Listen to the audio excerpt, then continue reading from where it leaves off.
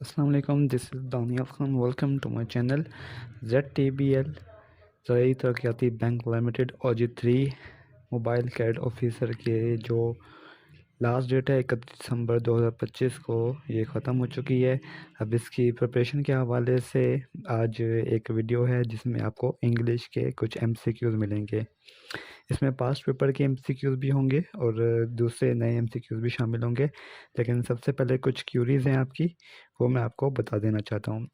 Test कब होंगे, ये आपका एक सवाल है। टेस्ट का कैसे पता चलेगा, प्रोविंसेस वाइज मेरिट बनता है और कितना होता है, टेस्ट ऑनलाइन होगा या पेपर बेस्ड होगा। सबसे पहले टेस्ट कब होंगे, टेस्ट होंगे जैसे ही अप्लाई की डेट गुजरती है तो उसके 1 या 1.5 मंथ बाद टेस्ट हो जाते हैं। और टेस्ट का कैसे पता चलेगा, जो आपने एडवर्टीज़मेंट देखी होगी तो उसमें उन्होंने बताया हुआ था कि आप रेगुलरली चेक करें अपनी NIBF की वो जो साइट है। ये देखें, मैं आपको वो दिखा देता हूँ। ये NIBF की जो एडवर्टीज़मेंट थी ZTBL की, उसमें ये लिखा हुआ है कि आपको टेस्ट का कैसे पता चलेगा। ये आप देखें, पॉइंट नंबर 6 आपको नज़र आ रहा होगा, एडमिट कार्ड्स, जो आपके रोल नंबर स्लिप होंगी। Admit cards will be issued via email to candidates who have deposited the fee and dispatch their documents at above postal address. तो एडमिट कार्ड्स आपके email पे आएंगे। तो आप कह रहे थे ना कि एडमिट कार्ड्स कहाँ आएंगे, रोल नंबर स्लिप कैसे इशू होंगी, तो एडमिट कार्ड्स इशू होंगे आपके ईमेल पे। और क्या ये टेस्ट, रिटन टेस्ट भी विल बी कंडक्टेड, जो रिटन टेस्ट विल कंडक्ट होगा, जो कि डेजिग्नेटेड लोकेशंस हैं जो कि बताई हुई गई थी, वो उनके मुताबिक होगा। और जो आपका रिटन टेस्ट है उसमें भी, एडमिट कार्ड में भी ये मेंशन होगा कि आपका जो टेस्ट है वो किस उसमें होगा, पेपर बेस्ड टेस्ट होगा या वो होगा ऑनलाइन टेस्ट होगा। तो एक ये PPCBL में ये लिखा हुआ है कि ये भी NIB की तरफ से इशू हुआ था कि पेपर बेस्ड टेस्ट होगा आपका, वो कंडक्ट किया जाएगा रिस्पेक्टिव जोन्स में, रिस्पेक्टिव सिटीज़ में। अब तो आपके जो पहला वो है कि टेस्ट कब होंगे, वो मैंने आपको बता दिया है कि एटलीस्ट 1 से 1.5 मंथ बाद टेस्ट इशू होंगे। टेस्ट होंगे, टेस्ट का कैसे पता चलेगा, आपको बताया जाएगा आपके ईमेल पे, आपको एडमिट कार्ड इशू होंगे। और NIBF ने यह भी कहा हुआ है कि आप रेगुलरली चेक करें NIBF कैरियर्स को, वहीं पे आपको जो इम्पोर्टेंट अनाउंसमेंट है वहीं पे की जाएंगी। इसलिए मैं डेली बेसिस पे उसको चेक करता रहता हूँ। जो भी इशू आपको इम्पोर्टेंट अपडेट होगी वो आपको लाजमी मैं फ़ौरन दूंगा। तो चैनल को ज़रूर सब्सक्राइब कर लीजिएगा ताकि इस हवाले से जो भी अपडेट्स हैं वो आपको मिलती रहे। प्रोवेंसेस वाइज मेरिट बिल्कुल बनता है, और जो ज़्यादा मेरिट है वो जाहिर है पंजाब का होता है। उसके बाद सबसे कम मेरिट आई थिंक सिंध का ही बनता है, जो लास्ट 2 3 4 बैच मैंने कवर किए हैं। टेस्ट ऑनलाइन होगा या पेपर बेस्ड है वो आपको मैंने बता दिया है कि टेस्ट पेपर बेस्ड होगा, ये एडवर्टीजमेंट में मेंशन है। दो चीज़ें एडवर्टीजमेंट में मेंशन है कि एक तो एडमिट कार्ड आपके ईमेल पे इशू होंगे, आप रेगुलरली NIBF की साइट चेक करेंगे, जो भी इम्पोर्टेंट अनाउंसमेंट है वहीं की जाएंगी, और टेस्ट पेपर बेस्ड होगा। ये देख लें, ये एक NIBF ZTBL के बताया हुआ है कि जो स्टेटस है उनका क्लोज हो गया है। 31 दिसंबर लास्ट डेट थी, जबकि लास्ट डेट सबमिशन की, डॉक्यूमेंट सबमिशन की थी, वो 2 जनवरी थी। अब सिलेबस जो था वो मैंने आपको लास्ट में बताया था कि क्या होगा। वेटेज मैंने बताया, इंग्लिश लैंग्वेज क्या है, numerical, general knowledge, job related, agriculture. Job related bank से रिलेटेड होती है, इसमें interest, NPV, net present value, internal rate of return, cost of goods sold, ये कैसे मालूम करते हैं ये मैं आपको सारा बताऊंगा। और इंग्लिश में ग्रामर, जो चीज़ें याद करने वाली हैं वो आपको याद करनी पड़ेंगी, जैसे सिनोनिम्स, एंटीनिम्स, आपका सेंटेंस यूसेज, करेक्शन, ये चीज़ें आपको याद करनी पड़ेंगी। बाकी इसमें एक दो चीज़ें हैं वो मैं आपको बताता हूँ वो कैसे करनी है।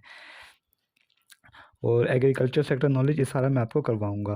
दूसरा सब्जेक्ट ब्रेकडाउन, ये आपको लास्ट टाइम मैंने बताया था कि आपने किन एरियाज़ पे फोकस करना है। इंग्लिश के ग्रामर पे आपने फोकस करना है, वोकैबुलरी, जिसमें सिनोनिम्स, एंटीनिम्स, एनालॉगीज होंगी। एनालॉगीज को सॉल्व करने का एक पैटर्न होता है और एक पैसेज होता है इंग्लिश, उसमें स्पेलिंग एंड पंक्चुएशन रूल्स होते हैं। आज मैं आपको इंग्लिश करवा रहा हूँ, इसमें आपको ये चारों चीज़ें आपको नज़र आएंगी कि चारों कैसे सॉल्व करनी है।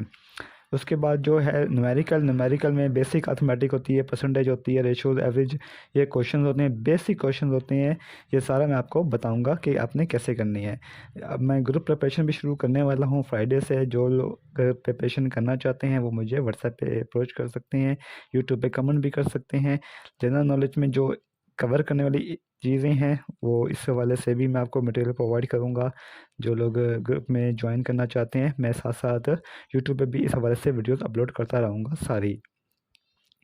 उसके बाद जॉब रिलेटेड जो होंगे, इसमें बैंक से रिलेटेड होती हैं, जो बैंकिंग टर्म्स होती हैं, फाइनेंशियल टर्म्स होती हैं, प्रॉफिट एंड इंटरेस्ट कैसे कैलकुलेट करते हैं, कॉस्ट ऑफ गुड्स सोल्ड कैसे कंप्यूट की जाती है, बेसिक अकाउंटिंग और बैंकिंग प्रिंसिपल्स होते हैं वो कौन कौन से होते हैं।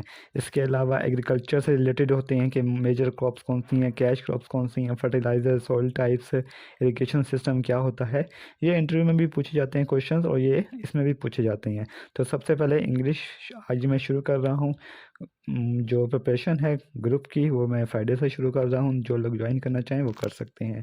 तो इसमें मैं 4-5 क्वेश्चन आपको बनाऊंगा। बाकी मेरा पैटर्न यही होता है कि क्वेश्चन आते हैं, क्वेश्चन आएगा 4, ये एमसीक्यूज आएंगे, 4 ऑप्शन आएंगे और लास्ट में आपको उसका सही आंसर मिल जाएगा। कोई भी आपको लगता है कि ये क्वेश्चन गलत है तो आप मुझे नीचे कमेंट कर सकते हैं, मैं उसको गो थ्रू कर लूँगा।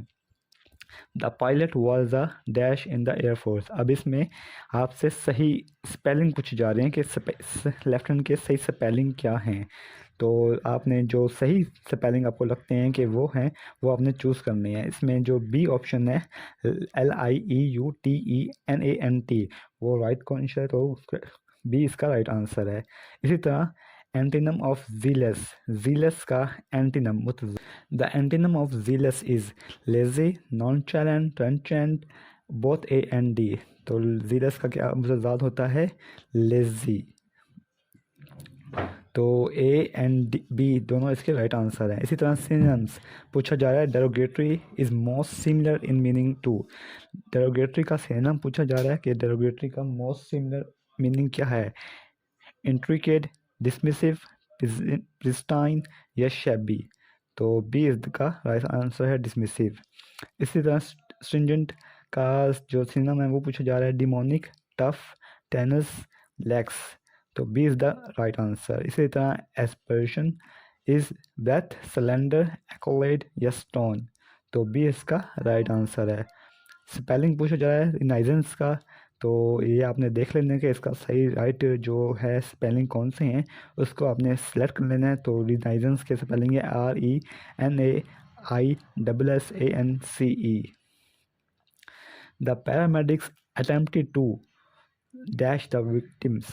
जो पैरामेडिक्स हैं वो अटेम्प्ट कर रही हैं स्टेबलाइज करने की विक्टिम्स को। तो इसमें स्टेबलाइज का स्पेलिंग पूछे जा रहे हैं, ए is the right answer, STABILIZE।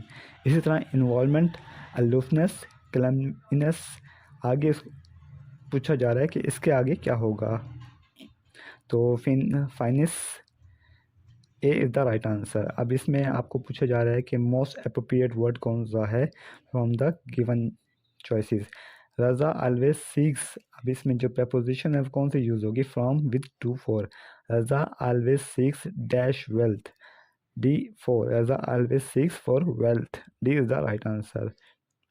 अब ये एनालॉगी है इल्यूजन रियलिटी, तो उसके आगे आपको तो जो चॉइसेस हैं वो ऐड करनी है। तो इस तरह के क्वेश्चंस हैं वो आपने करने हैं। और जो ग्रुप में ज्वाइन होना चाहते हैं वो मुझे व्हाट्सएप पे मैसेज कर सकते हैं। अब आपको क्वेश्चन शो होगा, 4 ऑप्शन शो होंगे और नीचे आपको राइट आंसर शो होगा। चैनल को जरूर सब्सक्राइब कर लीजिएगा। जो भी क्यूरी हो आप कमेंट कर सकते हैं, व्हाट्सएप पे अप्रोच कर सकते हैं। दुआ में याद रखिएगा। थैंक यू, अल्लाह हाफिज़।